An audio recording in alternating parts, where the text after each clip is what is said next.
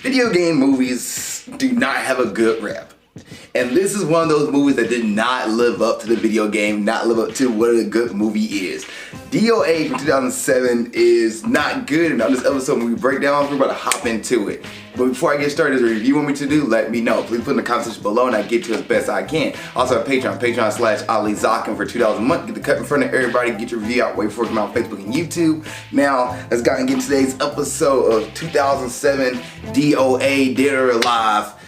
And what is this movie about? This movie is about a fighting tournament, and the winner of this tournament wins $1 million at the end of it all. And they say you can win by knocking your opponent out or by killing your opponent. Dead or alive. Bunch of fighters go to an island, battle royale kind of thing, last man standing, you know, or I guess tournament, not battle royale, but tournament and last man standing because $1 million winner. And this movie also have other storylines, like you have a character who's looking to find her brother who I guess participated in Dead or Alive years before, and he didn't make it out, but she believes he's alive because they couldn't find the body.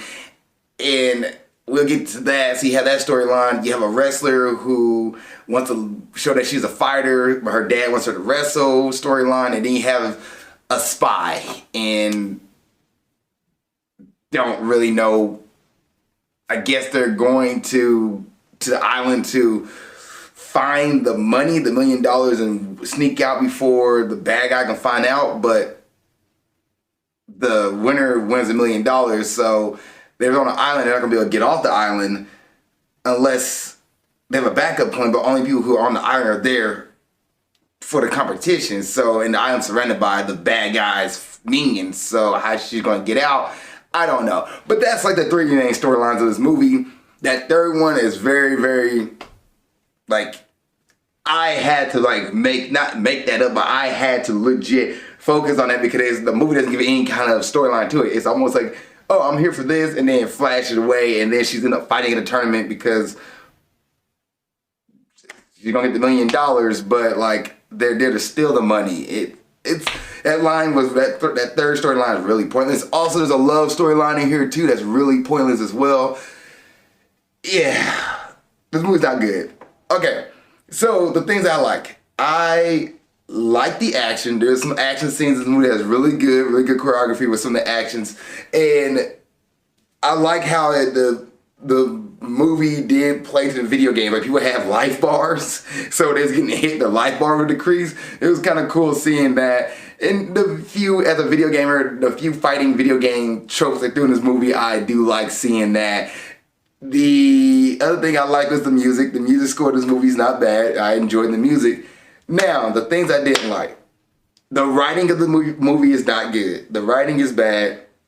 The directing of some things in the movie is not good as well. There's a scene where one of our main characters leaves a volleyball match, goes off into a bamboo forest that we don't know where it's at, but she goes to it. She figures out the person that wants to challenge her to fight is there. Goes fight her. They go back and forth, and then her friend shows up, and then it cuts back to the beach scene with the friend who showed up at the bamboo forest back in the beach scene walking with another guy. Like the whole thing was cut out of here. Also, this dude who's a ninja, he's like, I'm gonna go and infiltrate this building. So he goes in and infiltrate the building, but then he fights everybody. He's like, while the main bad guy is here, the boss is here watching the volleyball match, distract him. I'm gonna go infiltrate his building. Okay, cool. He goes and infiltrate the building, but he doesn't do it sneakily. He goes up and starts fighting everybody. The main boss is watching beach volleyball. Not one of his dudes alert him. The guy is inside his building fighting everybody. Like, that's not sneaky at all. Why did you go up and like, I'm just walk through the door and start kicking Barry's butt? What's the point of that? What's the point of that? Like, the writing for this movie is not good. Also, beginning of the movie, they made like the main character, she was supposed to leave she's a princess and she left her land, and they was like, we can't let you leave without death. But she sneaks out. They're like, if you leave, you'll be a shinobi. And I'm like, what? A ninja? That's a bad thing? That's probably a bad thing? You make it sound like being a ninja is a bad thing. If you leave, you'll be a shinobi. Like, okay, what's the harm of that? Her brother left. What's the harm of that? And then one of the main characters who's probably in love with her brother keeps trying to hunt her down and won't try to kill her, but why? Like, the writing for these characters in this movie doesn't make sense. Like it's it's pointless almost. Like there's no backstory on like all these characters they introduced to understand why do we care about this. Matter of fact, there's a whole fighting montage with all these people, but you don't care about these people at all because the movie don't give you any time to them. One of the best things of this movie is Kevin Nash, who I was like, oh my gosh, Kevin Nash is in this movie, and he delivers. He goes all in, delivers some of the best lines in this movie, has some of the best comedy moments that made me laugh. But the writing for everybody else just didn't work. It just.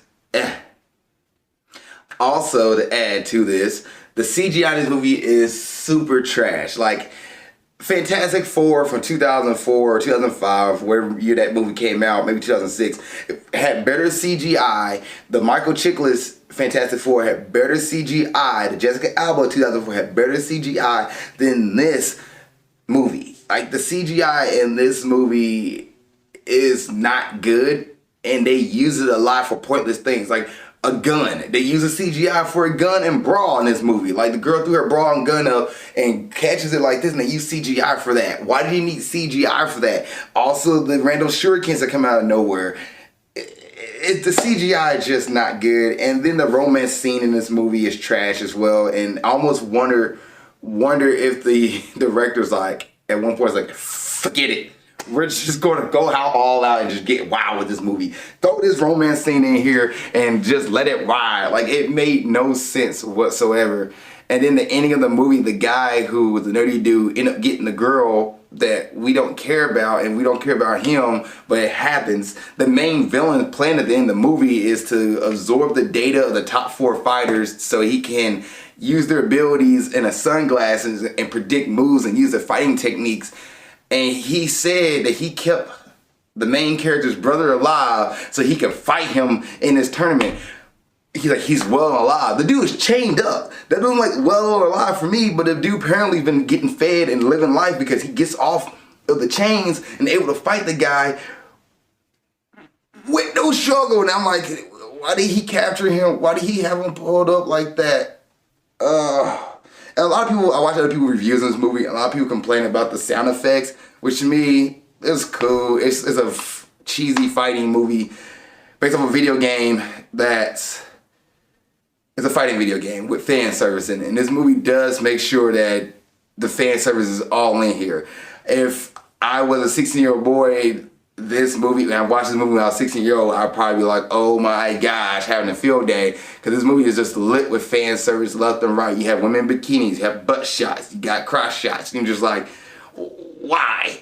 Why? And you have the lesbian scene where like the girl's like, oh no, we're not sleeping together. She's sleeping in my bed with me or sleeping with me tonight. And the dad's like, oh my gosh.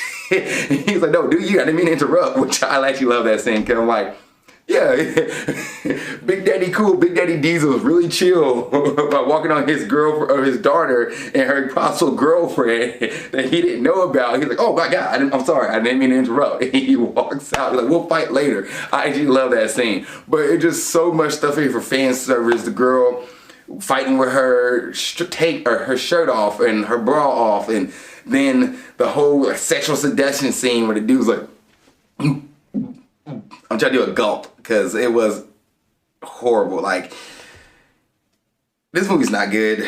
It's bad writing, bad CGI, bad cuts and direction. This movie, like, it is horrible. And I wonder who they was making this movie for. Because if you're making this movie for the fans of the game, you got the fighting stuff down, yes, but the storyline part of it just was not good at all. Possibly, it is literally one of the worst movies I watched of 2022.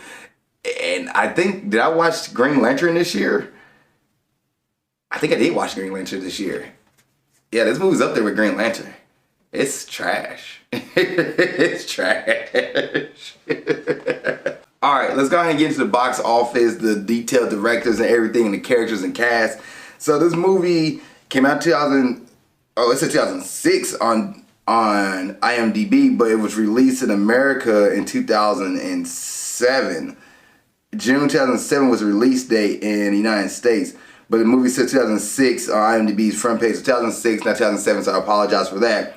The movie's an hour and 27 minutes long, which I was like, thank goodness. I'm glad it's an hour and 30 minutes long. I think that's perfectly paced for this movie. I was not upset about the time of this movie. Most movies are like, this movie dragged. No, this movie didn't drag. It just, things happen for no reason. Like, why did a ninja go in and attack people for no reason when he put a gun and sneak in and then gets captured? Why do the main people like, we'll go fight the main bad guy for no reason? Like, some of the movie was not done right. I just know it's not good. Director was Corey Yin. Writers J.F. Lawton did the screenplay. Adam Gross screenplay, and Seth Gross. The movie had a budget of $21 million estimate, and it grossed worldwide $7 million. $7,563,000. And yeah, it proves why. It just it was not good. The main cast we have here, Jamie Presley, who played Tina Armstrong. I thought she was one of the best things of this movie. She was like a cowgirl or a Southern Belle fighter wrestler who wants to be shoot that she's an actual fighter. She liked her character. I thought she did good. You had Devon Aoki, who played Kasumi. Kasumi is the warrior princess who leaves to go find her brother, and her clan is trying to hunt her down, or her people trying to hunt her down to fight her, kick her butt for no reason. Don't know why they're trying to fight her and save her. Like, if you leave, you're gonna die, but they never really make an attempt. You have Sarah Carter, who played Helena. Helena was like the host of D.O.A, but she also was a fighter, and this dude whatever his name is, we'll figure out later. He had a crush on her, and she was purely there for fan service. There's a scene where she is fighting Christy, who was played by Holly Valance, and Christy grabs her and looks at her tattoo on the back of her neck and like stares at her for a moment. And I was like, what the heck? And they had a fight scene with a fan service. It was all fighting each other in rain. And just a muddy battle, but it wasn't as bad as Mortal Kombat Annihilation. But it was also like slowed down fight scene as like Christy is sitting there remembering the fight as she's drawing this tattoo. Apparently supposed to lead to the vault with the $1 million. But anyway, Helena was just there for just like fan service and the end of the fight. Like, she was in the final fight, but it didn't make sense why she was part of the final fight. She was just there. And she had like a backstory where her father was killed by the main bad guy, but she didn't know this. I know, she was there. Her storyline was just not that good. Holly Valance, who played Christy Allen. Christy was just a fan service character in this movie. She was the spy who was to win the $1 million, but also help another spy named Max break into the vault. Like, her intentions and motivation wasn't really as strong. Like, did she want to win the fight, or did she want to win the $1 million? Either way, it was just like, And she had one of the most hilarious scenes in the movie where she's fighting with her shirt off and then use a gun and brawl the CGI, grab the CGI gun and grab the CGI brawl. It was just a hilarious scene. And then she put a guy in a suitcase the suitcase wasn't that big. Just hilarious stuff. And the CGI with her stuff was just bad. It was bad. Natasha Malte, who plays Ayane, some bad CGI scenes, and then had a good fight scene with Kasumi, and that's about it. Like, and then she ended up being the final fight out of nowhere to save her boyfriend, but yet she's gonna try to kill her boyfriend's sister, who was Kasumi. I don't know, man. She was just there. Like her storyline was kind of pointless. It just didn't make sense. It was not good.